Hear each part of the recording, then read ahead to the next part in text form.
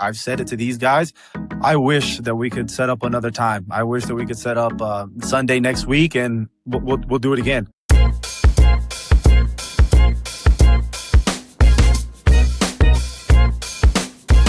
Ladies and gentlemen, welcome to another edition of Those Guys Podcast, where Troy's preseason picks are already in mid-season form. Completely wrong. Troy, tell us about the incredible guest we have this evening. Yeah, Chris. So tonight we got some Bulldawgs in the house with us tonight. 3 of New Mexico's top high school athletes, former high school athletes, are joining us tonight. First, we got Sisco Winnikoff. He's the number 2 ranked wide receiver in the state of New Mexico, a 2-time All-State selection, a New Mexico All-Star, and one of the most productive receivers in state history, with more than 3,200 receiving yards and 178 career receptions. Next is Gunnar Guardiola, an outstanding 2-sport athlete who has earned All-State honors as both a quarterback and a pitcher, while also being selected to the Red and Green All-Star game in football and in baseball. And rounding out the group is Daniel Amaro, a 3-time first-team All-District and 2-time All-State running back who has excelled in baseball and even placed 3rd in the state wrestling tournament for the state of New Mexico.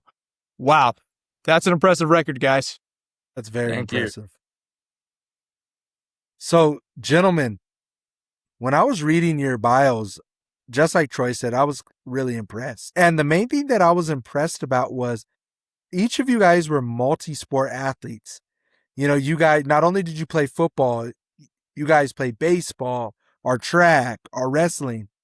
And what I find awesome about that is we're kind of seeing nowadays that a lot of athletes are being persuaded to specialize in one sport. So what made you all decide to do multiple sports? Was this something that you all kind of grew up doing, or was this kind of more of like, oh, you know, I'm in high school, I kind of just want to try everything? So whoever wants to start first, what made you guys, you know, take the route of being multi-sport athletes? Go ahead, Gunnar. All right, I'll take that. Yeah, he always makes me go first whenever we're doing any kind of speech. He'd always do that whenever we do anything. I think for me, going multi-sport, I mean, I think when it started, it was just I would get bored. You know, I'd be in the off season and I wouldn't be doing anything. I started out just doing straight football and I got bored. I'd be like, I'm not doing anything. I'm just practicing right now. And so I wanted to do something that would, you know, really like entertain me throughout the off season. And as I grew older, you know, it kind of taught me different lessons. You know, baseball and football, you know, they kind of follow the same lines, but they teach you different lessons. And I think the biggest difference, or I guess similarity to both of them touch you is like they teach you adversity, you know, both of them in different ways. And that's kind of what I wanted to learn. Because what I picked up from football going into baseball is kind of how to deal with failure. Because, I mean, in baseball, you fail more than any sport and, you know, out of all the sports. And so I kind of learned that from football because, you know, things aren't always going to go your way. And I learned that going into high school. And so, you know, there was times where I didn't want to do both because, I mean, it's hard, especially with Coach Lopez when you're going at 5 a.m. for football and then you got baseball practice after. I mean, I know Danny can attest this. We did not want to do that, but it makes you stronger. And so I think, you know, the benefits outweighed, you know, the minuses. And that's really what I focused on throughout of it. Yeah, I felt a lot in baseball. So, you know, baseball was never my thing, but kudos to you guys. So When did you have a baseball career, Troy? Early on in my childhood, and early on I figured it out that it was not for me. For sure. So what about you, Sisco? Honestly, I think, first, I didn't start playing an organized sport until about like 8th grade. That was the first time that I ever kind of got to be around a team and got to kind of compete a little bit. Funny thing is, my 8th grade year, I didn't catch a single ball. But I think just the wanting to go compete was my thing. I'm a very competitive person, whether that comes to playing Madden, NCAA, FIFA, whatever it is. Like, you should have seen me and Gunnar. We went at it in NCAA. I beat him. But I won on a field goal, by the way. He's so lying. And this is such BS because we were at Anyways. UNM and he's lying. I hit a field goal. Anyways, I ended up winning that game. But no, really, like, I think it's the competitiveness. I think that's just something that I've kind of always had in me. I hate to lose. And I think as you kind of get older and stuff like that, you kind of realize that the best athletes do everything. I think doing multiple sports benefits you in all your motor skills and stuff like that. And obviously, I play wide receiver, and running track kind of goes hand in hand with that. So kind of wanting to get out there, compete, do a 4x1, do a 4x2, run the 400. The 400 is a really hard event. And again, I think that football prepares you so much for all these other sports, and I guess sets you up in a path to succeed where a lot of people just quit. Doing multiple sports is really hard. I would go 0 hour and then school all day and then powerlifting, and then I'd go track, and then afterwards I'd go back to the gym, and like that was a whole entire day. And these guys can attest to it. Like that's what our lives were for 4 years. And I encourage people to go play multiple sports. I think it benefits them in so many ways. And then Danny, what about you? Yeah, so for me, I always grew up playing multiple sports. I grew up jumping around sports, soccer, baseball, wrestling, football. I didn't start football till about 6th grade. And think like Gunnar said, I would just get bored. Like I could never just put my all into one sport. Like I knew that one season was done, I could go jump into another season. And like it does teach you a lot of kind of like it just teaches you a great mentality. And I think with all the sports that I've done, wrestling, football, it gets a lot of grit. And so I think that really taught me to never quit. And that's kind of the mentality I have here right now, is to never quit. Like I'd rather die than quit. So I think that's just where it led me to, and playing multiple Did you ever consider wrestling in college at all? absolutely not. Yeah. That sport, Hey, wrestling's tough, man. It's very tough. tough. Very So I know tough. I know New Mexico Highlands has a wrestling team. That's why I asked. So I'm like, Yeah. Wrestling is a different type. Like those practices, especially getting like in high school, it was hard. I could only imagine in college. And like I honestly just did wrestling just to like keep me active, keep me in shape at a football season. Like it teaches you a lot different. Like it teaches you how to manipulate your body. Like there's just different ways that wrestling teaches you about your body, and it's crazy. But I don't think I could do that at the collegiate level. yeah, no, that's tough. But obviously, with focusing on multi sports, what does your guys' time management look like? I mean, has balancing all those sports, has it helped you time management wise? Yeah, Abs- 1,000%. Because I think especially during when we had football as well, that your time management is key. Because I mean, if you were late to 0 hour, you might as well just you honestly, I'd rather die than be late. Like honestly, like I was never late, but I always knew that if I was, like, I might as well just turn in my stuff because I don't want to face that. And so I mean, I think the biggest transition for me going into high school was like going to bed on time. And I got myself to the point where I was going to bed at like 9:30 every night, but I was taking like sleeping pills because like I didn't want to. Because I wanted to like watch a movie or something, I couldn't do it. And so I mean, and then after that, once you have baseball after, and you still want to go to lift in that time, like you can't. There's not really much time that can be allotted to like just relax or something like that. Save time for later. And I think I'm hoping, at least, I don't know yet, that that's going to help me once I get to college with time management, because I know that's going to be a key factor in playing collegiate sports plus academics. But I think that, especially playing multi-sports, when you have both of those responsibilities and you got guys counting on you, it's really key.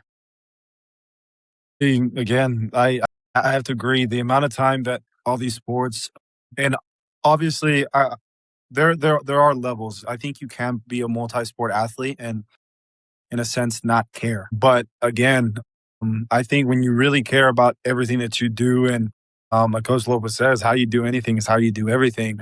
I'm not going to do something to just go do it. So the amount of effort and the amount of time that you have to put away, it's hard. You sacrifice a lot of time from your family when you're doing football and all these other sports and vacations, going out with friends and stuff like that. And time management is huge, because within that schedule, you still have to find a time to do any homework that you were missing work, and then just life outside of that. So obviously, on top of the sports and schools, that we also have lives outside of it. So being able to manage your time was huge. I was also just like Gunnar. I was going to sleep at 12, 1, and I couldn't do it. I was like, that's not gonna work. I think there were times where I was out by 8 o'clock, 8:30, getting ready to go for the lift or meetings the next morning.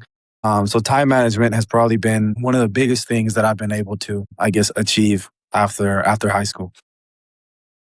Yeah, it definitely teaches you a lot about yourself. You definitely have to make quite a bit of sacrifices to put all your effort into the season you're in, school, because school never stops. It just, it definitely teaches you a lot about yourself.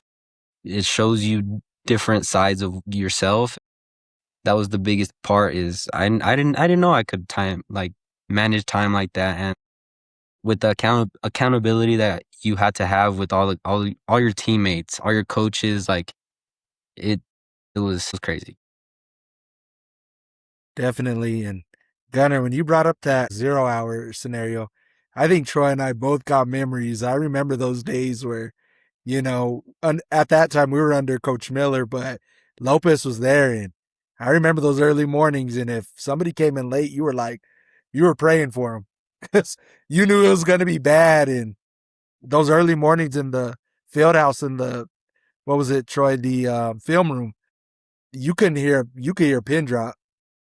Yeah, Nobody absolutely. wanted to get on. Nobody wanted to get on Coach's bad side because Yeah, you it was might as going to well be a just long drove home. practice. That's what I'm saying, dude. I mean, if I was late, there's not even a point in being late. You just might as well just quit the team. I Yeah. was it was scary. I mean, we had guys that would show up late, and I was like, "You are ballsy for showing up today." Well, you guys are all going to be collegiate athletes here coming up, so you guys will all figure that out.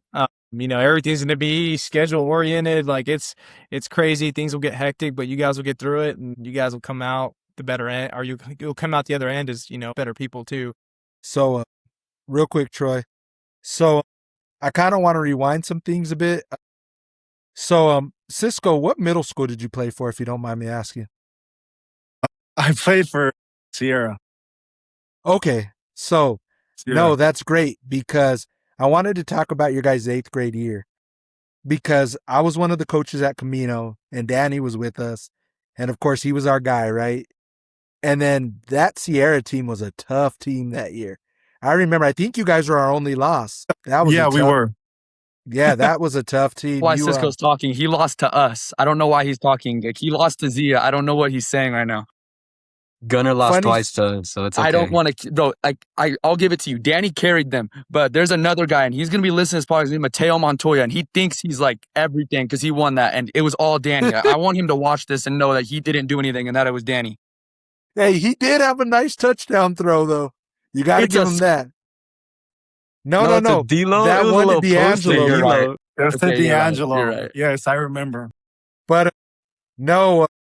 Well, funny thing too is my nephew Jay Sean, he played for Sierra too, so he was on that team. And I remember he picked us off that game. But anyways, I remember. I bring that 8th grade year up because that year the city was loaded with talent, and going into that city championship game, what was your guys' biggest memories, Gunnar and Danny? Hey, Champ, you go first. No, Champ, you go. Yeah, go first, Champ. I think so.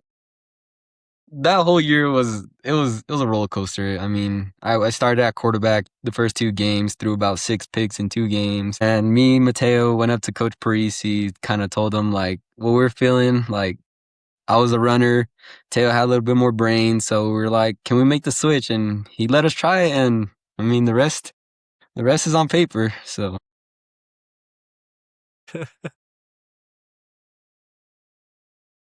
Okay, I mean, I remember from that year. I remember we lost the first game of the year, and he was at quarterback. And I'm sorry, like he couldn't throw for dude. Like I'm telling you now, he's such a great running back, but he ran all over us. He was running all around us. And so the next game, we were playing the championship, and we beat Sierra, so we had hope. We thought we could beat him now. And I remember when we lost our hope was It's when they threw the screen pass, and I swear we had like 10 guys that were like right there, and he outran all of them. And I was just sitting on the sideline thinking like, honestly, like this is like surreal. I remember thinking like, I really hope he goes to Cruces because I didn't know what he was gonna do because he was going to Camino. And the second thing I remember is we had our safety. His name was AJ Lopez, and Danny trucked him, and he got hurt. And I was our backup safety. And if I was on defense, you knew there was a problem. And I remember just watching that game and like thinking like, I cannot believe I just lost this. Like I thought it was like the biggest thing of all time. Like that was my Super Bowl. I thought like when I lost, like I went home and cried and I was like, I will never be a winner. No, It was rough. Like, and I thought we were gonna win. Like I really thought so. And then I had to go to high school the next year, and that's like all he talked about for a year. You're such a liar. Dude, I you was brought that up genuinely every scared. single time. You I were like, was scared What to I go will into that say, Cruces what I team. will say is, I definitely think that Sierra had the better team in the city. No, we said that. You're so cat. No, All you they guys had had the was most defense. talent. They had the most talent. I will say, out of the 22 starters on our 8th grade team, I would say minimum 14 were varsity starters. Just saying. Well, all I'm you just guys saying, had was Sisco had the defense. biggest glow up in the history of like middle school to high school because he didn't catch a single ball, and then he caught like 70 passes last year. He just went off. It's all about being in the right system, right, Sisco? Absolutely. Yes. Absolutely. Well, hey, Sisco, so since you went to Sierra, does that mean that you were like in Mayfield's district? No, sir. I was okay. Again, this goes back to 8th grade year. Obviously, I play receiver, and I kind of do my research a little bit. That was I had just moved. I moved about like 2 weeks into the school year. So I came from Los Lunas over here, and so I get put into Sierra, and that was fine. I start playing football. I really don't do much. But I feel like I've always had either like a bit of self-confidence and stuff like that. So I knew I was going to be fine. I knew that an opportunity for me was going to come. So I kind of look around. I was like, where's Gunnar going? And obviously that made things a lot easier for me. I was actually in Centennial District. And again, the things that you do when you're young, I guess. I look up all the stats on max preps and stuff like that, see how many times I put up percentages, how many times Centennial threw the football, how many times Cruces threw the football and stuff like that. And I was like, Gunnar's going there. Cruces is like, I guess in the past 10 years was throwing the ball more. I'm going to Cruces. That was it. And in reality, that was me without understanding the culture. I had just moved, so I didn't really understand the kind of the history from Las Cruces High School. So even now, if I had to choose it all over again, I'm staying at Cruces. And I've said always, if you're raising a kid, if you're raising a son, he better play Bulldawg football. Without a doubt. I think it teaches you life lessons. It makes you such a better human being. I don't even have enough words to express, I guess, all my gratitude to all those coaches. Yeah, Definitely. no, that's funny. I asked that because I lived across the street from Mayfield High School. Originally, that's where I was supposed to go. And then things didn't work out for my brother, ends up transferring to Las Cruces High. And then ultimately, I follow suit, right? But yeah, I mean, as far as like the Bulldawg football program goes, man, it's great. It has like a lifelong impact on you, and it goes beyond football. It goes on to like how you carry yourself as a person. And yeah, I mean, I could not imagine having a different set of coaches than what I did, going through that program. But Definitely. So all three of you guys going into your freshman year, what was it like going through that program? They can't really speak because they got moved up to varsity right away. But no, really, we kind of we look around and there was talent everywhere. We had a really big group, and we kind of understood that like we had a really good team. Obviously, these two good football players, they go on and do their thing. Danny starts at linebacker. Gunnar was the backup quarterback until whenever, and then he kind of takes over. And then I really stayed on the freshman team, but I think that whole entire freshman team, we kind of knew we were going to be good. I really do believe that we were the best freshman team in the whole entire state. And that was without having Gunnar and Danny at quarterback and running back. Mateo filled in again from Camino, and I couldn't even tell you how many touchdowns he threw to me. That's why He he was was so happy, because Mateo only threw it to him. If you would have went to those games, Sisco had like 80 receptions. regardless, we won those games. So it was a ton of fun, and I think because of the love that we kind of had for each other, even from eighth grade, there was a lot of kids from Sierra, so we got to go together and stuff like that, and all of these guys have grown up together basically. So it almost felt like an all-star game, kind of trying to bring everyone here, and like it was a ton of fun. And to kind of piggyback off of that, I remember just kind of following that next year after eighth grade, that freshman year. And I remember talking to Coach Parisi, and I'm like, hey, Cruces is young, but they have the Avengers over there. They got Gunnar from Zia. They have Danny, of course. And then I think I had went to one of the freshman games, and I'm like, the freshmen are good. Now, I just remember talking to a couple of coaches in the city, like, hey, when these guys kind of come along, they're going to be tough to beat. So with that being said, I know Troy and we played freshman ball, and, ball is ball, right? So we remember being nervous before games. I couldn't imagine being a freshman on varsity and the pressure that comes with that. How was that for you guys, Danny and Gunnar? Well, okay, so the way our freshman year worked out is we both got moved up to varsity, and he was the punt returner. And so he started the punt returner. And I remember we both went to Volcano Vista for the first game of our freshman year, and he was returning punts. And I remember him being nervous, and I wasn't playing at the time. So I was like, dude, you're fine. You're fine. But then our quarterback got hurt halfway through the year, and they threw me in, and I was scared. Like, I mean, like, I'm not scared. I shouldn't say that, because like I was like, I need to go do this. But I remember, and this is like, you can ask Coach a little bit about this because he laughs about it all the time. We had a play. It was the first play. My first start of the year was against Oregon Mountain. Yeah, Cisco knows about this. And It's so bad. okay, so my first start of the year is against Oregon Mountain. And at this point, we're 1-8. We're struggling. And so, like, our quarterback gets hurt, and everyone's looking at me like, oh, we're screwed. And I'm like trying to prove everyone wrong. Our first play of the game, Coach Lopez calls a screen pass. And the screen pass it's called fire. And I thought I heard another play we heard called stick, which is like a 3-step drop, read your progression thing. So the first play of the game, I take a 3-step drop, and I'm looking the completely wrong way. And the only reason I threw it to the receiver is because I heard Coach Lopez say, Gunnar! And I turn, and I'm like, oh, crap. And I throw it to that kid. Anyways, I was blessed. We ended up winning that game, and I actually had a really good game. We ended up winning that game, but we get to film the next day. And he's like, Gunnar, what were you thinking right here? And I was like, well, Coach, I mean, you called fire, and sticks make fire. So, that's just what I thought was happening. And I thought he was about to rip into me. I was scared, and he started laughing. And I was like, oh my gosh, I'm free. And he starts laughing. And it was like one of those movies, like, where like, it's like the bad guy's laughing, but then he gets a straight face. He's like, haha. And then he like gets a straight face, and you're like, oh damn, he's serious again. And like that, I just remember being scared about that. I just remember like my freshman year, we kind of struggled, but I was so nervous to kind of do everything. Like Danny started a couple games before me, and so he kind of had the experience, and he was doing good too. I didn't really know what was going on. I was unproven. And so going in there and getting that experience, I was nerve-wracking, and I didn't know what I was doing. But I think a large part of our success my senior year, I can attest to that freshman year, because I kind of learned a lot, not like what not to do. There's a lot of things that team did wrong that led to that record. I think we had a talented team, but certain pieces didn't click together.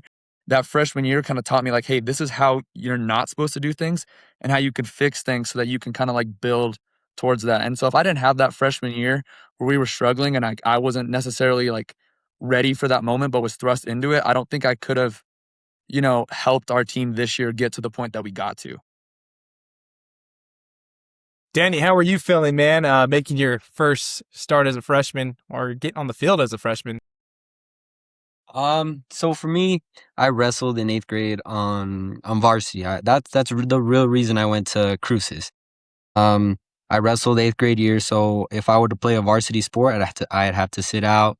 So I made the decision to go to Cruces, and I mean, it's all cool and all, but I was wrestling guys my weight, so like it wasn't bad. And then freshman year rolls around, and we get into football, and I get called up to be the punt returner, as Gunnar says, and like I'm returning kicks here and there, nothing too crazy. And then I don't know what happened. I think we played Eastwood, and 3 of our linebackers went down, and I was the next man up, and I kind of took it as that. And that game, I had 4 sacks, and so I'm pretty sure I led the team in sacks off one game the whole year.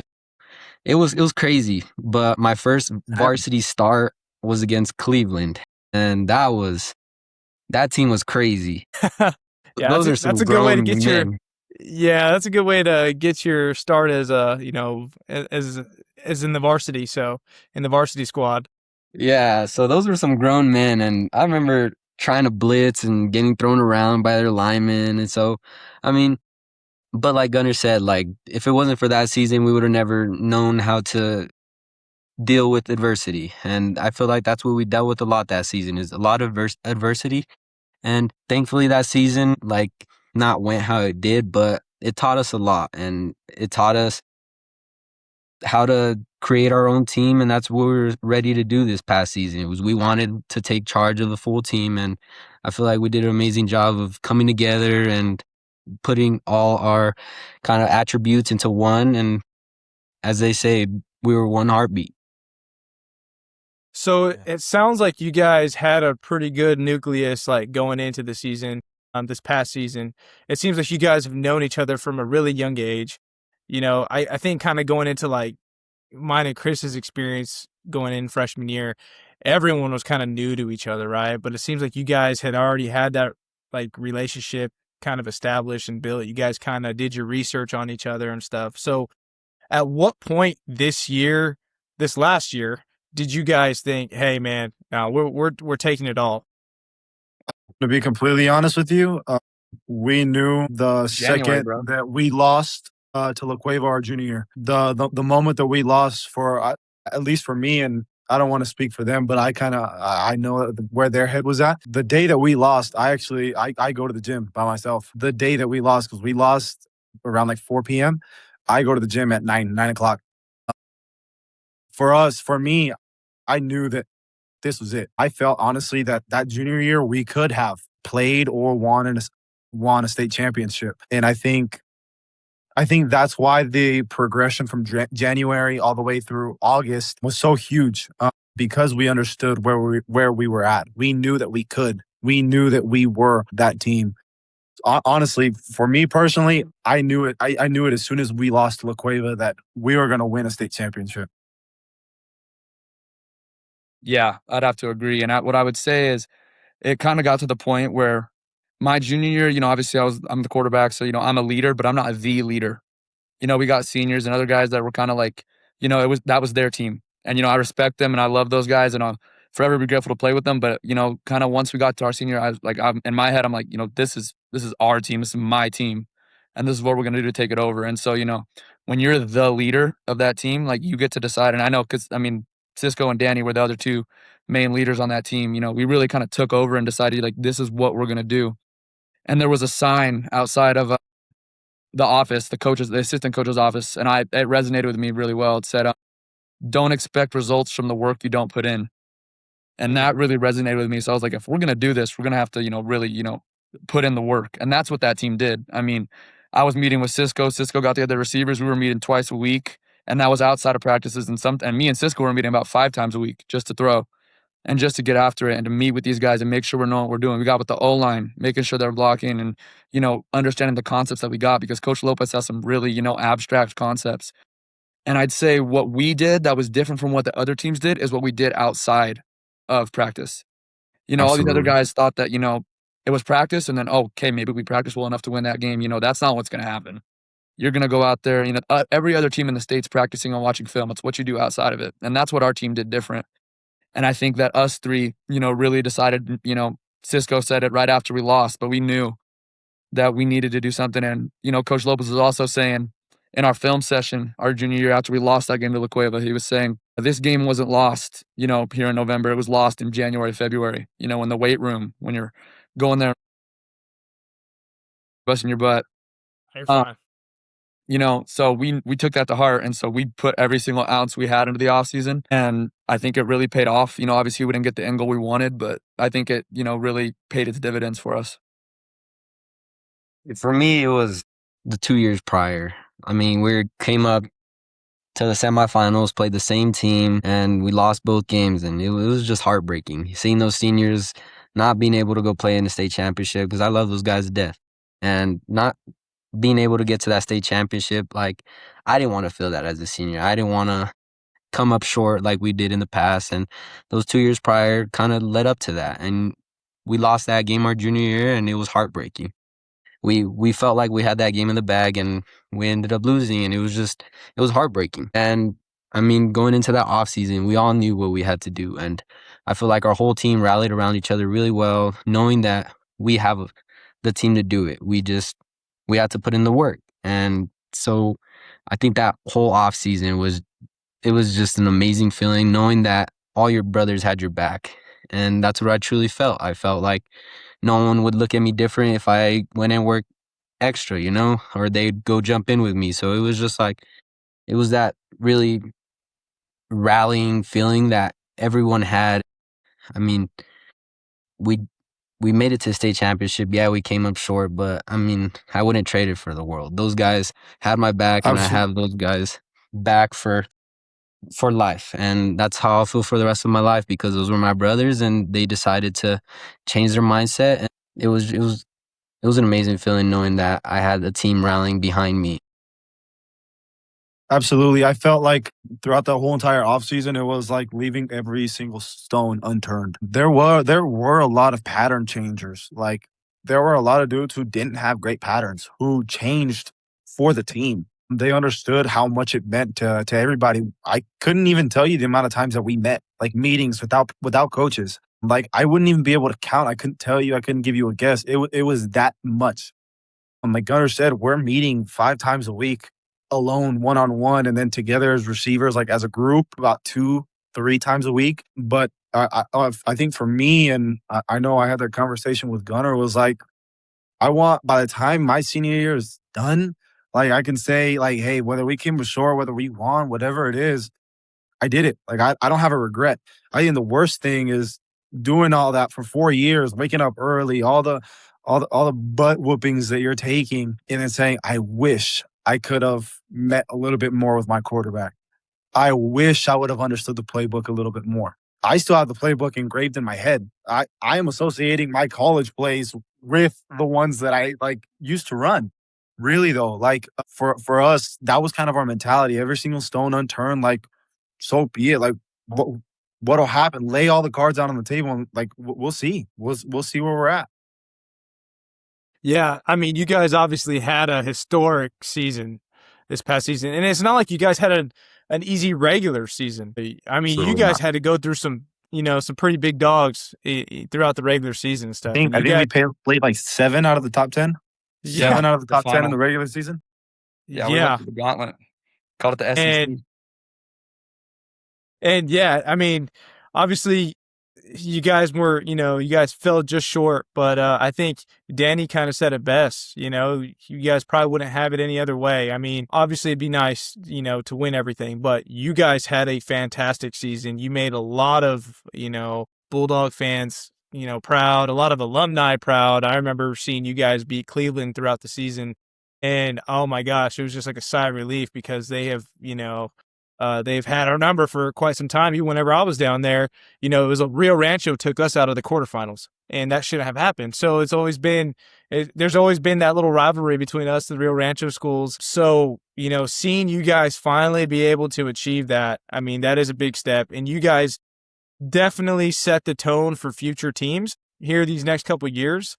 So obviously you guys have some big things happening for you guys in the future, but man, don't hang your heads, because you guys had a fantastic season. Absolutely not. I think to this day, crazy. We were just talking about it a while ago. I still think we were the better football team. I think the way that football is sometimes you don't have to be the better team to win. Again, not shots, anything like that. I don't want to get into too deep about the game. They executed it perfectly.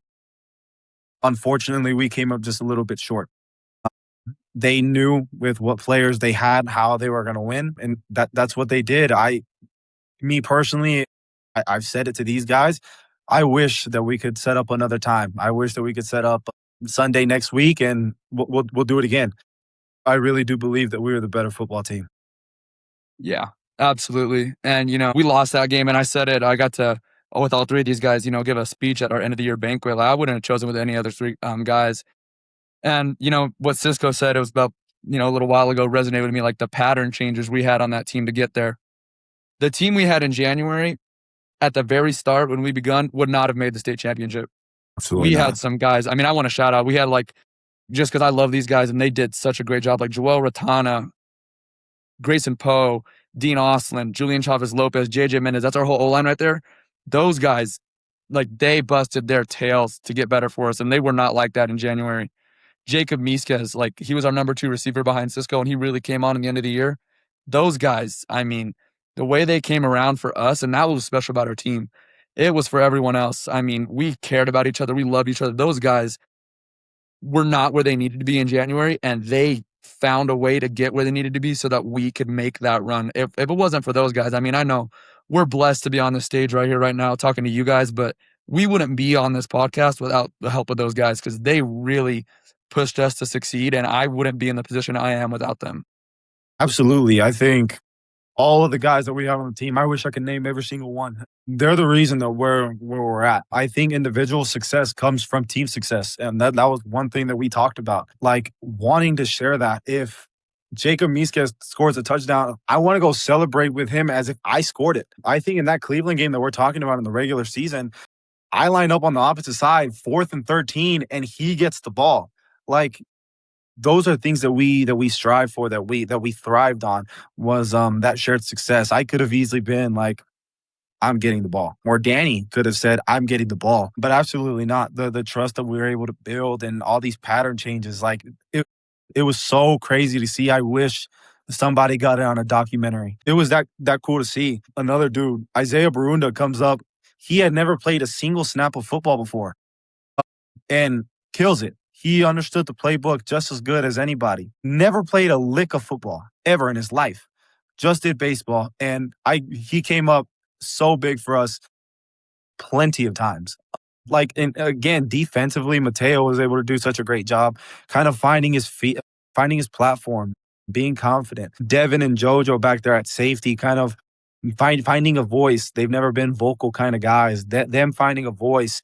Denton, as a younger guy, as a junior, kind of coming up and taking control of that defense. Colin gets hurt. Hey, Vaughn, a sophomore, you're in now.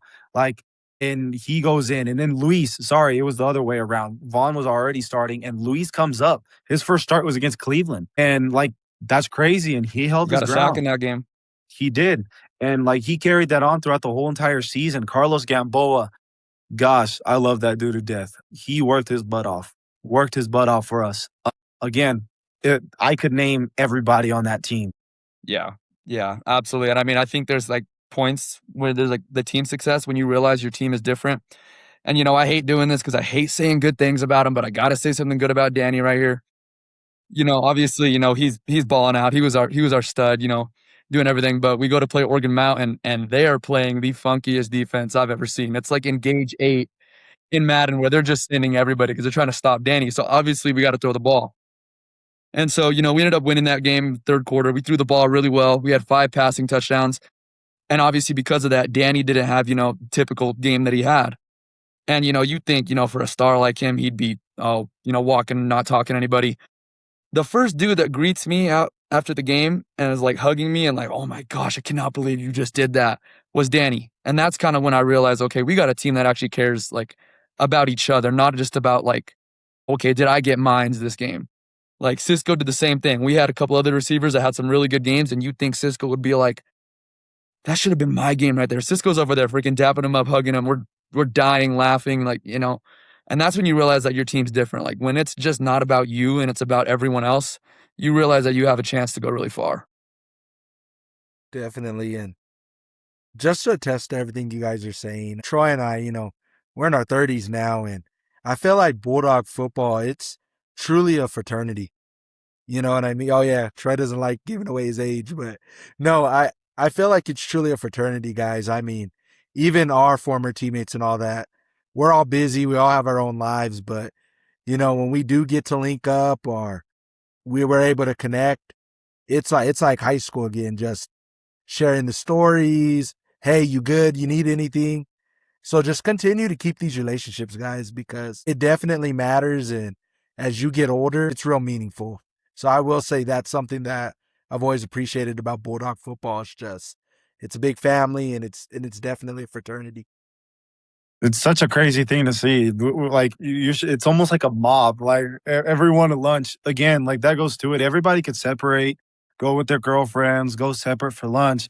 Always, as soon as lunchtime hits, where are we going for lunch? We Where got are a we going text for today lunch? in our group chat. It's the first day of Exactly. school at Cruces High, and Joel Ratana in our group chat checks, "Hey, where are we going for our high school reunion lunch?" And they're all like, "Chick-fil-A." Right, and like it's a whole entire mob of football players that go together. And again, there's no better group in the city or in the state that handles themselves well. I think the way that we treat other people with respect and stuff like that, it could get pretty hectic with about like 50 football players walking into a restaurant or something like that. But it's such a cool thing to see, and it's just like 50 football players walking into one place. Like that shows the character and the togetherness that this team had. Hey, I feel it. We shut down Charlie's Steakery in the mall. So we had the Bulldog cards. I was like, buy one, get one free. And all of us would go in there for lunch. And yeah, we shut that place down literally. So, Yeah, man. but guys, so moving forward, obviously, you guys are going to be collegiate athletes here pretty soon. Can you guys all share a little bit about your recruiting experience? Like, when did you guys start getting recruited? What was it like? And, like, what was it like to receive that first offer, go on that first official visit? Like, just fill us in. Yeah, I can. I got recruited for football before I got recruited for baseball. So I remember I was kind of all in on football, going to all the camps and stuff. My first offer came from Western New Mexico going into my junior year. And so that was kind of like a surreal experience because you're kind of thinking like, okay, am I really going to make this? Like, am I built out for this? You don't know if you're cut out. I mean, no one's offered you yet. And so kind of, I think that day was like the most confident I have ever been in myself. Like, I just remember thinking like, okay, I can really do this. And this is like maybe the start of something that I can, really build on. And as I continued going on with football and, everything, I kind of thought that was going to be where I was headed in the direction of, baseball was kind of something I was just doing on the side. And, I kind of got to the point where I was finding a little bit of success and, things were kind of going my way. And I didn't really know, where I could go until it was the beginning of my junior year. And I had a really good game pitching on the mound. And we're on our bus to another game. And I get a call from the New Mexico State baseball coach. And I didn't even know who he was. I thought it was a random number. Honestly, I thought it was spam. I was like, who is it? And he's like, this is Coach David Bellamy from New Mexico State. And I was like, oh my God. I like stood straight up. I was like, oh, hey, coach. And so that's kind of when I started focusing on that. And so as we got later into the year, we played Centennial. And you know how I feel about those guys. It's a rivalry. I did not like going up against them. So I was hucking it. I was throwing it pretty hard. I'm not gonna lie. I was trying to let it loose. And I got to the point where I got myself up to 93 miles an hour. And so that's kind of when I really got their attention.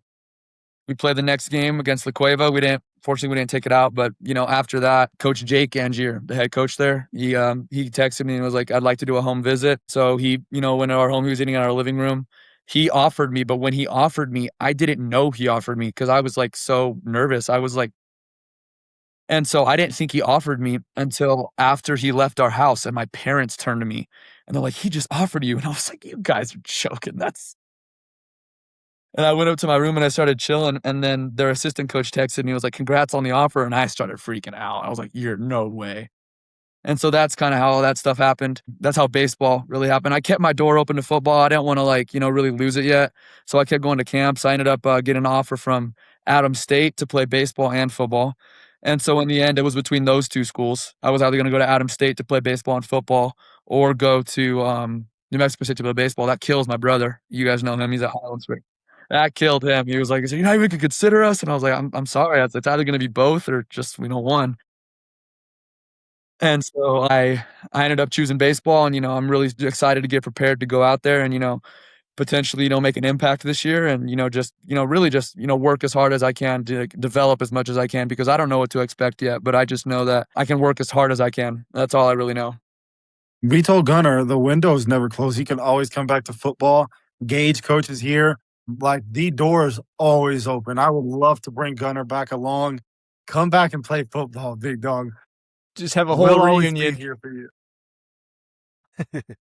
No, really, my recruiting process, I always knew that I wanted to play football. I think as you're a little kid and you grow up, you kind of realize like, hey, I want to go play in the NFL. And then you kind of get to high school and you kind of realize where you're at. You kind of mature a little bit. Maybe I'm not CeeDee Lamb. Maybe I'm not Jamar Chase. And you kind of realize, okay, where am I at? You kind of like regather your thoughts. Okay. And obviously your moms, I love my mom. My mom had such belief in me. She thought I could go play at the University of Alabama or Georgia. I, I'm not playing at the University of Alabama or Georgia, but I always knew that I'm gonna do this. Whichever way I do it, I'm gonna do it. Wherever I play, however I play, it's gonna get done. So I was always going to camps. Actually, Gunnar, I thank their family so much. I went to almost about every single camp with them. I tagged along with Gunnar and his parents.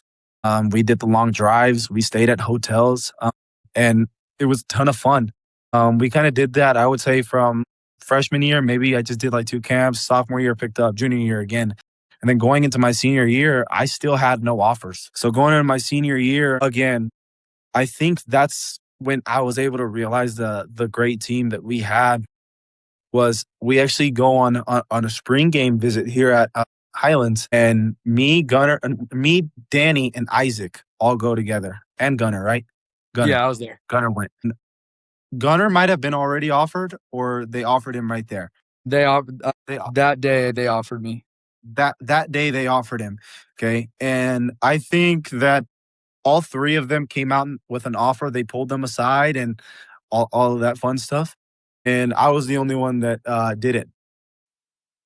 Rather than feeling down or feeling whatever, it was celebrating these guys. I think that might have been Danny's first and Isaac's first, and like wanting to celebrate that with them. We got to stay in Ruidoso with Gunnar's dad and stuff like that. We had a ton of fun, but kind of realizing my time will come.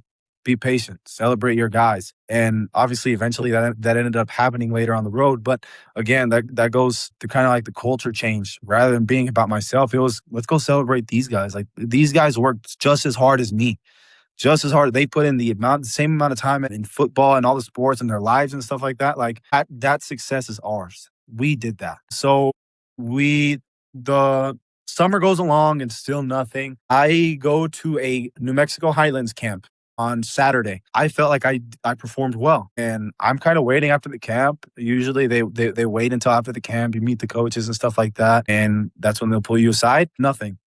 I didn't get anything. Then again, we wake up the next day early in the morning to do Western New Mexico's camp. Isaac runs the 40-yard dash. They offered him right then and there. I mean, he ran a 4.4, so they offered him right away.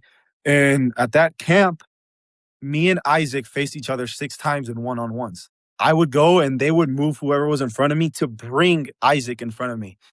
I went 6-0 in all those reps. Sorry, Isaac. I went 6-0 in all those reps. Yeah, I And threw him the ball. I should know. He was going right. not only did I felt like as for the receivers group, I was in front of all the lines and all of that fun stuff. I didn't even get the wide receiver MVP. That went to the Centennial wide receiver. And I was like, okay, all right. So that kind of weekend goes by and I'm feeling bad about myself in a sense. Like I think then like I was a lot of time went by and season's coming up a little bit and I'm like, okay, like what's going on? Like maybe this isn't for me. So I'm sitting down and I'm actually watching a soccer game. And I'm laying down on the couch and then Gage calls me and he calls me and he asked me, hey, did Western offer you? Or he asked me, how did the Western camp go? And I was like, I thought I did really well. I won all my reps there. And he was like, so did they offer you? And I was like, no, sir, they did not. And he's like, oh, okay, that's cool because you're going to be a Cowboy. You're coming here. And that was like the first time that like I was able to experience something like that. And I'm sitting down on my couch and just like Gunnar said, like I kind of stand up and I'm like, it was like a moment of silence kind of. I was like, I couldn't believe it. And it was such a surreal feeling. It felt like a weight was kind of just lifted. a weight was just lifted from you because you worked so hard, all those hours that you put in, and it was just like it finally happened. It finally happened. I cried in my mom's arms, and again, my mom being able to celebrate me, my dad being able to celebrate me, my brother, and then again, these guys had already gotten their offers, and the first thing that they do is congratulate me because they understood the amount of time that I've also put in, and it was such a surreal feeling.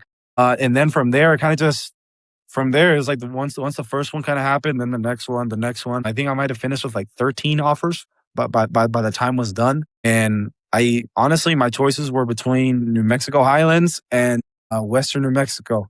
Eastern New Mexico didn't come late until they hired Art Briles. But my thinking was I was already committed to Highlands, and I was just like, or I was going to commit, I think like 2 days later when they were calling me, and I was like, I don't know, new coaches and stuff like that. They didn't recruit anybody from New Mexico. There's going to be a lot of transfer guys. I was like, it's probably not the best for me, not the best situation. And I didn't feel like Western did anywhere as good as a job at recruiting than Highlands. Ultimately, that was the biggest part on why we committed, was because Gage every single day was calling, texting. And again, like that shows the program they're building here. It was consistent. And the great thing is it wasn't just centered around me or just centered around Danny. It was all of us. Grayson ended up getting an offer. Isaac, me, Danny. I think almost to a point we could have had about like 5 dudes commit to play football here. And through conversations I'm talking to Danny and Isaac, and I'm like, we could run it back for another 4 years. Like, let's do it. All the stuff looked right. Western didn't even talk to me. They went months without contacting me and stuff like that. And I was like, no, I wasn't gonna do it. So we kind of called. We got on the on a FaceTime with Gage. We're in the car. This is lunchtime, and we told him, "Hey, Coach Gage," and he's like, "What's up, guys? Whatever. All 3 of us are coming. We're gonna come be Cowboys." And then from there, it was just a roller coaster of excitement. Yeah, funny story about him getting offered. I was pissed that no one was offering. I was mad at Gage. I was like, "What are you doing right now?" And I couldn't say it like that. But I remember I called Gage, and I was like, "Hey, are you gonna offer Sisco?" He's like, "Well, if you would hang up the phone, I was about to call him and offer him right now." And I was like, "Oh, damn." I was like, okay, I'll hang up the phone. Anyways, I guess Gage probably had to do something with his baby or something, change a diaper or something. I waited like 10 minutes and thought that he'd already texted Sisco or called him. So I texted Sisco, and I was like, "Congratulations, man." And he texted me back, and he's like, "Congrats on what?" And I was like, "Nothing, bro.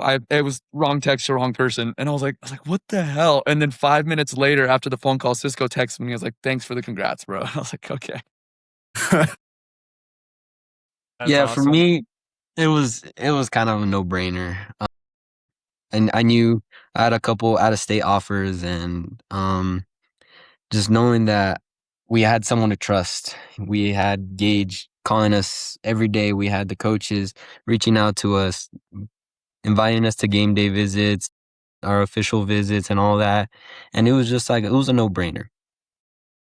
We knew that they were building something special, and every time Gage kind of talked to us, he was like, "We're building something special. Like, we want you to come be part of that." And for me, it was either out of state, go lose money, or stay in state, go play with my boys and not have to pay a dime.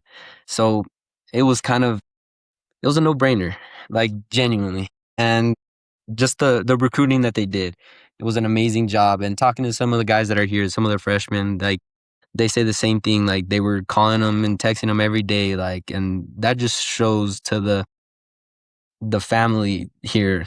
I know Coach Kurt is really big on family. He's from America Samoa, so they're huge on family and all that. And like, it shows. We get here, and the first thing they tell us is, you better know everybody's name on the offense or you're rolling. So like, we're like, okay, like, well, let's start. You build those relationships with everybody. Like, you start getting to know everybody, and it's a cool feeling knowing that what we came to was what we were getting recruited. Like, they weren't lying when they said that they were trying to build something special. Like, and it shows. Everybody here is an amazing person outside of football. They're all great athletes on the football field, but outside, like, we all hang out and all that. We've gone a couple times I know we went to Fusion Tacos with a couple of the receivers. spent money there. A lot of money. But yeah, so like we just built the family environment here, and yeah, it was just definitely a no-brainer knowing that I was coming into a family and knowing that I had someone to trust. I had Isaac and Cisco with me, and we knew we wanted a room together, so we have like a little apartment style, and so we're living good. Like we wake each other up if something goes wrong. Like it's just a family, and that's the biggest thing I was looking for, is knowing that I was going somewhere to kind of put my all into, and knowing that I would get something in return. And with me and my family, obviously my family had a big decision on like, or big take on what my decision was going to be, and we all felt like New Mexico Highlands. I know Coach Gage came on a home visit for us, and my mom was like no one's doing that. Like, so we all felt it was a no-brainer, and yeah, we called Coach Gage all in the car and say we were going, and the rest is You know, it's funny.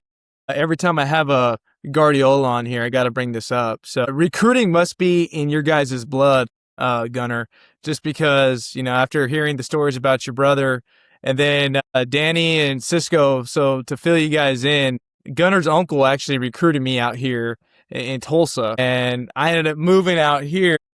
And I've been up here for about 9 years now, so I was able to build that relationship with him, and that's kind of how I got familiar with the Guardiolas. So it's just funny, man. You guys are some recruiting machines. I got to give it to Gage, man. Yeah, he has a way with words. I mean, if you've seen his wife, you know he knows how to recruit, because That's crazy. and he's gonna get mad at me for saying this, but like out of his league. So yeah, he knows how to recruit. I got to give it to him. Oh, man, that's awesome. Real quick, gentlemen, correct me if I'm wrong, but isn't Mateo heading up there too for wrestling? Yes, yes, sir. sir. He's committed for wrestling. He should be getting here on August. I know I've talked to him, and he's excited. He's ready to go, and I think me and him were best friends. We grew up together. We played soccer. We wrestled. We played baseball. We played football. So we grew up together, and um, seeing the joy he got when he got that offer, and I texted him right after, and I said, "Congrats, bro." And he's not a very emotional person, but talking to him, you could feel the emotion through the phone, and I mean, it was definitely like a surreal feeling knowing that my brothers are going to be here with me, and what we built at Cruces is coming to Highlands, and we're looking to take what we had there at Cruces to the Cowboys. Yeah, I got the whole band Exactly. up there. I think right away, like, I think we've gone to the field, like outside of like the practices that we have, like again, quarterbacks, receivers, like how important it is for everybody to be meeting, going through meetings and stuff like that. We've done all those things player led since we've been here every single day, and that really reminds me of the culture that we had at Cruces. And again, like Coach Gage was not lying. He didn't just sell us all these words, and they were nothing. We walked into a culture of winners mentality and doing the right things, building great people. Like just today, we were talking about what's your why. For a lot of these people, it's their families. We got a lot of people who came 13 hours away from Florida, Texas, California. But kind of seeing this environment, like it's a championship environment. I know our one goal, and it's been clear, it's to win the RMAC. We we definitely felt disrespected when they put us sixth on the rankings, and again, there's not too much to talk about until we put on pads. But we're going to go be a part of this in whichever way that is. Special teams, defense, offense. We want to be a part of this, and we're going to fall in line and, in a sense, do what's told. Hey, I've been arguing with all these D2 like little profiles popping up on Instagram because yeah, they repost all the RMAX stuff. I'm like, New Mexico Highlands at 6. I'm like, no, they're gonna be a little higher than that. I think what people don't realize is like New Mexico Highlands has always had that history of kind of struggling there for a little bit, right? They've struggled for a long period of time there, but Coach Kurt knows how to build some programs. I mean, he's a national championship coach. So he won it at NIMI. That's a pretty impressive accolade there. And he's been able to turn that season or that program around in just a couple of seasons. So I'm pumped up to see what Highlands has brewing, honestly. and to hear from you guys, knowing that you guys are already up there working, getting embedded in the system, it seems like the right culture is in place. Because when I first got it to Western, like, it felt like there was a lot of individuals on the team. It didn't feel like a team culture, if that makes any sense. And we had some success at Western, but it wasn't, to where we didn't have any winning seasons when I was down there. But yeah, I'm excited to see what you guys do. And Coach Kurt, man, he's the dude at building programs. So I'm excited to see what he does this year. I want to get into a little some rapid fire questions. Is that cool? Yes, Yes, sir. sir. Absolutely. All right. So first question, who's the most competitive out of the three? Gunnar. Yes. Gunnar. I'm sorry. Yes, me. So it doesn't matter, Gunnar? Are we talking about like Monopoly, basketball, Yeah. just anything? It does not matter. I get very, very upset if I lose. And it's more when I'm playing like if I'm playing Danny or Sisco, I'm like, I don't want to lose to these scrubs. I need to go. And so I get pretty heated. When we played other teams, I try to keep it classy because I think as a quarterback, you're kind of the face of the team. I'd be pissed when we lose, but I wouldn't say anything. When I would lose to one of these two guys, I would be devastated. And Sisco knows because he'll talk crap to it, be like, I knew you couldn't do it. And I'm like, I don't want to be friends with you anymore. That's funny. All right, He's a very Betty person. That's funny.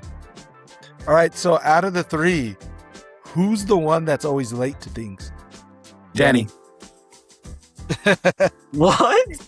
That is Don't what? When have I ever been late? Don't even. There's words I want to say right now, but I can't say it. No. When was I ever late? I was never late. In a sense, okay, I'll give it to him. He's not late. late to football stuff, but if I ask him to be anywhere else, Yes. he's late. If I'm like, Danny, hey, let's go get a lift in. Let's go at 7:30. I'll be walking out of the gym at 8:45, and he's like, bro, you're supposed to wait for me.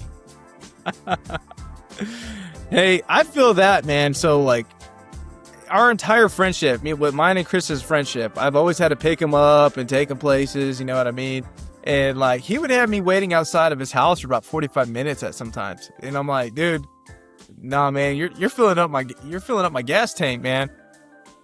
Okay, so a little bit of context. So yeah, Troy, I didn't have a car in high school. So then, yeah, Troy would pick me up and stuff. And I would be 1 minute late, 2 minutes late, and he'd be throwing a fit. Now, 2 minutes? no, now every time he comes into town, I have to pick him up. And then he takes 30 minutes, 45 minutes. And I'm like, Troy, wherever we're going, it's about to close. So what are you doing, I got man? 2 little boys, man. I got to make sure they're taken care of first. So, And I get that, but you're messing around and stuff. You're not even taking care of the boys. You're over there fooling around, and then we got places to go. All right, Chris. Anyways, though, out of the three, who's the funniest? I'd give that to Danny. Yeah, it's Danny. I'll give it to him. I'd give it to Danny. But it's unintentional. Don't get it. Don't think he's saying jokes oh my gosh, he should be a comedian. He's just he'll do something stupid and then it's funny. Jeez. Yeah. Definitely. And then last question is, who's most likely to break out dancing when some music starts to play? Gunnar. Gunnar. I was gonna say Sisco. You should see this dude at a quinceañera. Mind you, this was 5 years ago. So no, I would give this one to Gunnar. I'm very expressive with my body. I'll say that. If you play any white girl music, anything like that's going on, he's dancing. Yeah, but if you put on For sure. if you put on Mexican music, Sisco's gonna start dancing with a chair. I saw him do that. Crazy. No. There's I a could video. attest with Gunnar being the most to start dancing and coming back from, what was it? Some baseball bus trips. The speaker would come on and look around and Gunnar's dancing in the corner, singing. It was crazy. He's a very expressive I'll person. give that. Gunnar might be the best dancer. I mean, definitely not singing. I'll Not say singing. that. I have hips like Shakira. They don't lie. I got some good hips. Yeah. I'll give Well, Gunnar that one. He can dance. Singing is not his thing. Neither is Danny. So I'll take that one. I'll take the singing. That's because he's the only one who knows the Spanish lyrics. He just knows Spanish. No, absolutely not. I'll give him this. We went to Arizona for a 7-on-7 tournament, and we had a talent show. And Sisco sang a song like full length, and I get in the car with my parents, and my mom's like, he should try out American Idol. And I was like, no, he I will say, in that a time secondary Gunnar life, I would danced sing. a whole. We did that talent show, and Gunnar and our linebacker Hunter danced a whole song. Rehearsed the whole entire song. Yeah, so me, who's the better Hunter dancer? Plummeter, Diggs Lopez. Exactly. well, Chris, your hips do lie. So Hey, I'm not the one out there trying to dance. I leave that to you, Troy. no, that's not a good side either. But But no, that's all I have for the rapid fire question. So yeah, guys. So we'll kind of just end it off on this, man. Which coach has impacted you guys the most up to this point? Danny, we'll start with you. Coach Lopez. Coach Lopez has installed something in me that I don't think will ever be taken out of myself. He was slim to none as a coach, as a person, as a mentor. There's not many like him, and I love that guy to death. He is the most terrifying man on earth, and I'll say that till I die. But his is beyond. Like, I could go in there and talk to him, and I know my junior year I had gotten hurt, and I was struggling with my mental side, and I went in there and talked to him, and made me realize that I'm Danny without football. I'm Danny without wrestling. I'm Danny without baseball. Like, you are you without kind of the sport that you're in. And I always looked at myself as, if I'm not playing a sport, I'm nobody. I know talking to him, he was just, his wisdom was crazy. Definitely Coach Lopez. Yeah, that's actually tough to go through. I think every former athlete will go through that at some point. For me, I tore my ACL early on, so I started off my collegiate career kind of screwed up. But I kind of went through that process myself, so I understand what you're saying. And for me, it's hard. Say that again? I was never hurt. Like, I was always playing, and that was my first real injury, and it was hard. It was definitely hard not being able to play. It took me a lot to break out of that shell after I came back. I was timid. I was going through motions, and Coach Lopez, talking to him, he just kind of installed something that I don't think will ever be taken out of me. No, that's awesome to hear. So I'm glad he's, it's always good to hear, when coaches do that for their players, because yeah, it can come as a shock to a lot of people when you go through that. And that sports psychology, man. I mean, that depression could be real sometimes, right? When you're all of a sudden just not doing anything, you're stuck in the chair because you just get out of surgery, whatever the case may be. A lot gets taken away from you, and no, it's cool to see that he was able to kind of help you out through that. Absolutely. Gunnar, how about you, man? I got to give it to two people, but it's kind of following Danny, Coach Lopez, and then his son, Marcos Lopez. I think for Coach Lopez, finding a man like that really, I heard a line said one time that the only man who wants you to succeed more than him is your father.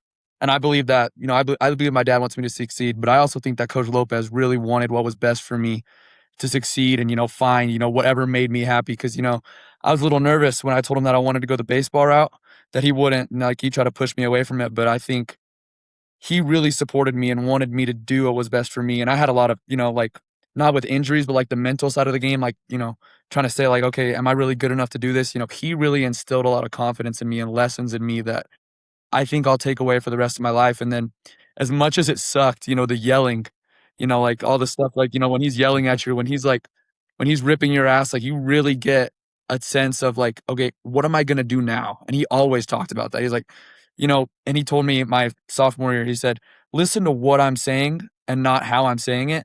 And that's something I'll carry with me for the rest of my life because, as emotional as, he would get because he loved that game, he taught me so many lessons that, you know, I'll continue with my life like forever. And I'm going to a new stage of my life, you know, completely different sport. But the things that he taught me transcend football. And that's, you know, what really makes him, you know, probably the best coach that I've ever had, because his lessons aren't just about football, they're about life. And then, you know, going to, you know, Coach Marcos Lopez, you know, they were kind of like the total opposite. You know, Coach Lopez would scream at me, and Coach Marcos Lopez would be the one telling me, like, okay, this is what he is trying to say. This is what he's meaning to you. And, you know, speaking, I think it's kind of hard to coach the quarterback position if you haven't played it. And he's a guy that played it and played under his dad. And so he related to me in a way that no one else could. You know, I was able to, like, you know, what do you do when Coach Lopez does this or when this happens? And so he kind of related me, you know, I'd say on the football field, he was my best friend. He was the one who really, you know, guided me through stuff, taught me what I was doing. The senior season I had would not have happened without Coach Marcos Lopez. I mean, that guy knows the game, loves the game, and he took care of us. He took care of me. I would not be in the position I am right now without him. He really taught me, you know, this is how you lead a team. This is what you do to, like, you know, be successful. And if it wasn't for him and, you know, obviously his dad, I would not be in the position I am. Thank you. Okay, this one I actually have to be completely honest. I think I go the separate direction from them. I don't think that mine and Coach Lopez's relationship was actually the best, but I would go to war for that man. Not in the best that we didn't like each other at all. When I first came in, I was a cocky, and that was not a good thing.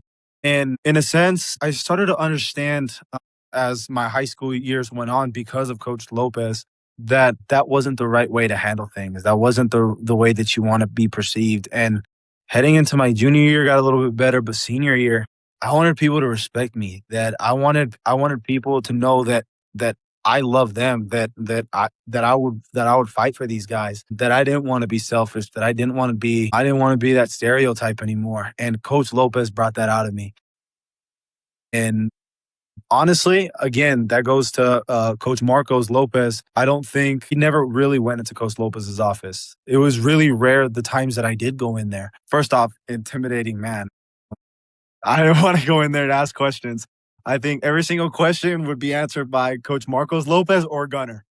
By then, it would be rare. If them two didn't know it, then I would go to him. But no, no, no, no. Again, not that we had a bad relationship at all. I'm saying in the closeness and stuff like that. I respect that man so much. Like I said, I would go to war. I would go to war for him. He brought out a different side of me that I didn't even know I had, and I thank him so much. I think that I'm in the position that I'm at because of him and his coaching staff. Obviously, the coaches all reflect what he built, what he's building. Without that man, I told him after the game, I would not be where I'm at without you. You brought me to this point. He is a one of one coach. If I had to tell any high schooler in the country, go somewhere and go play for Coach Lopez. I truly feel like he's set me up, all the guys that have played under him, set us up for so much success in our lives, to treat our wives with respect, to work our asses off for our kids, the people that mean the most to us, and to keep them close. Without a doubt, he's one of the greatest people that I've ever met. I texted him. Unfortunately, his mother ended up passing away, and I texted him, I am so glad that she raised you to be the man that you are, because I wouldn't be where I'm at without you. That I love him, that I was there for him and stuff like that.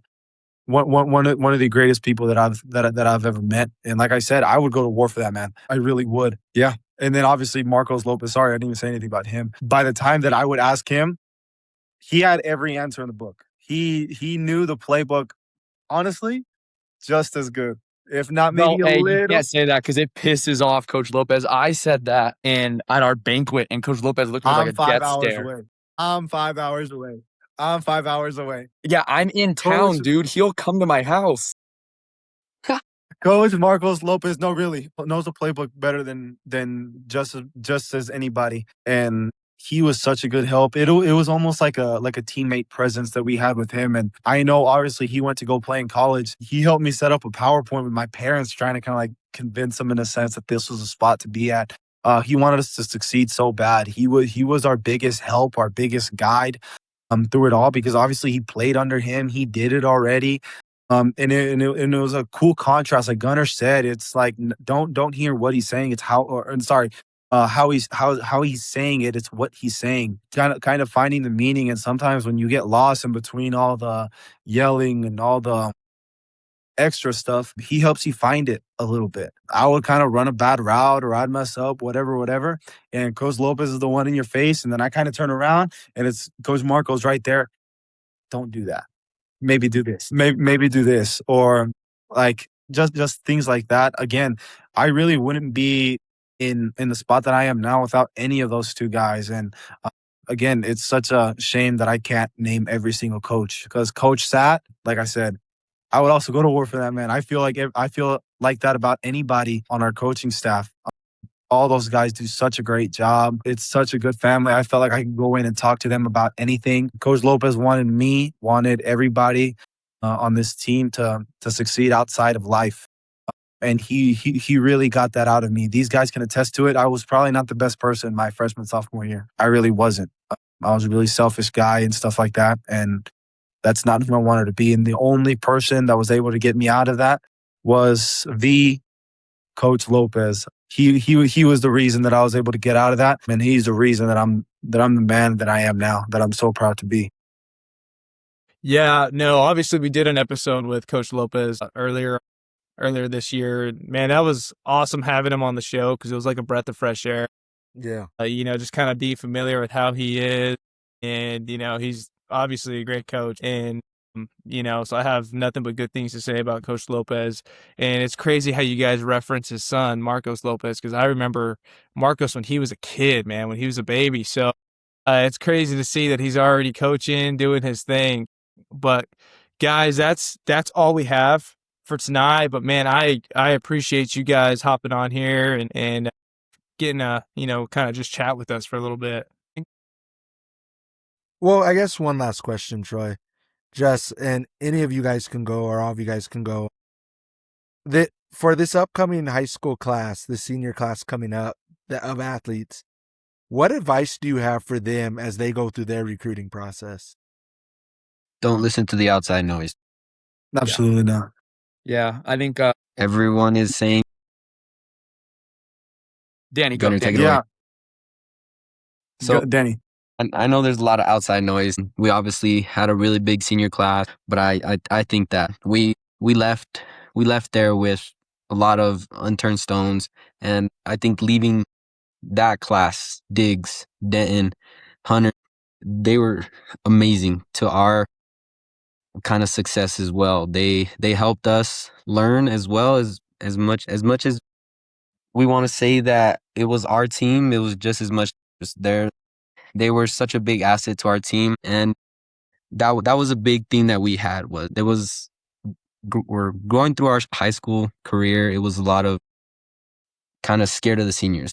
We toned it back. We let everybody lead, let everybody kind of have their voice, and they built that voice, and they obviously proved it. Because Denton, Division I linebacker, he just picked up his first offer. Extremely proud of him. Yeah, I hope he's We listening all to knew this. he had him. And so, there's a lot of outside noise talking about how they lost a lot. They're not going to have as much, but they're going to be great. Their leadership, and it's going to be great. In the simplest terms, like Danny said, to kind of sum it up, clip it, whatever it is, put it out there. The message that I give to everybody wearing that Bulldawg sticker on their helmet, everybody in that locker room, is everybody else. I've seen it. I've seen I've read the articles. I've read it already, that we might lose to Oregon Mountain, that we might go under 500. I've kind of seen it all. That's not what this team has. The state is as open as it can be, and that shouldn't even be their focus. Their focus is waiting to put on the pads, and that's what they will do. Like I said, Coach Lopez and that coaching staff, they're going to do everything they can to put them in the best situation to win, and regardless of how that looks. Our sophomore year, we started 0-4. 0-4. By that time, everybody had us written off. Was it Geno Smith? I didn't write myself off. We didn't either. They wrote me off, but I ain't right back. I ain't right back, right? Exactly, right? but that kind of mentality, like everybody else, they can say what they want. At the end of the day, they're the people on the chairs with microphones talking. You're the one playing with the pads. And I hate that narrative that team lost so much. I feel like they gained so much more because of everything that we're able to build and go through. That they have just as much as we do. They're not trying to rebuild. They're not trying to any of that. They're reloading. It's going to happen again. This is a team who can play for a state championship and can win. Football is a fun sport. It's a crazy sport. That's my message. Is everybody else. The only people that matter is those people in the locker room. And I have so much faith for them. I can't wait. We will play on a Thursday. They will be playing on a Friday. I promise you that football game is going to be on our TV in the living room. We're going to be watching it. I want those guys to succeed so much. I think Diggs can go play at the next level. I think Aaron Carrasco, he's going to be one of the best wide receivers in the state. I haven't seen anything about the kid. I really haven't. And I think that he's a guy who's kind of waited his turn a little bit. He was kind of there when it was Nate Libby and then me and then Beto was still there, Caden. And then this last year where it was Jacob Misquez, Isaiah, and then he was kind of able to rotate in. And obviously we have the best running back in New Mexico State history back there, like splitting carries. And I feel like his name is not being mentioned at all. And again, all that stuff is outside noise. Don't let it get to you. Don't feel down. Don't feel anything. At the end of the day, those pads are going to come on and nothing matters. Nothing matters. I want all these guys to know that we have their back, that we're cheering for them, and that I told them before we left, I told them as soon as that season ended, whatever you guys need, please let me know. I still have the playbook remembered by hand. Like it's crazy stuff. I've met with the receiving group this summer already, and I'm super excited for them. And I hate that narrative. They're not rebuilding, they're reloading. This is a Yeah, you can never write off Las Cruces. There's just no way. So it doesn't matter how many key pieces you lose. Sisco, you said it best. Like, you just reload. And that's the mentality that they carry year in and year out. But awesome, fellas. Well, we appreciate you guys hopping on. And, obviously we're going to be pulling for the Bulldawgs this year, but we're also going to be following up with you guys at New Mexico Highlands University. And then Gunnar, I will definitely be tuning in to New Mexico State baseball, checking you guys out. I'm sure Chris will be doing the same. Yes. So, man, we look forward to seeing you guys do big things and, just keep keeping on, basically. Mm-hmm. So, I think Coach Miller said it best. If it was easy, everyone would be doing it, right? Absolutely. So, you guys have a great opportunity ahead of you guys. And, man, we look forward to seeing you guys do some pretty big things. Yes, sir. Yes, sir. Thank you. All right. Year in and year out. But awesome, fellas. Well, we appreciate you guys hopping on. And, obviously we're going to be pulling for the Bulldawgs this year, but we're also going to be following up with you guys at New Mexico Highlands University. And then Gunnar, I will definitely be tuning in to New Mexico State baseball, checking you guys out. I'm sure Chris will be doing the same. Yes. So, man, we look forward to seeing you guys do big things and, just keep keeping on, basically. Mm-hmm. So, I think Coach Miller said it best. If it was easy, everyone would be doing it, right? Absolutely. So, you guys have a great opportunity ahead of you guys. And, man, we look forward to seeing you guys do some pretty big things.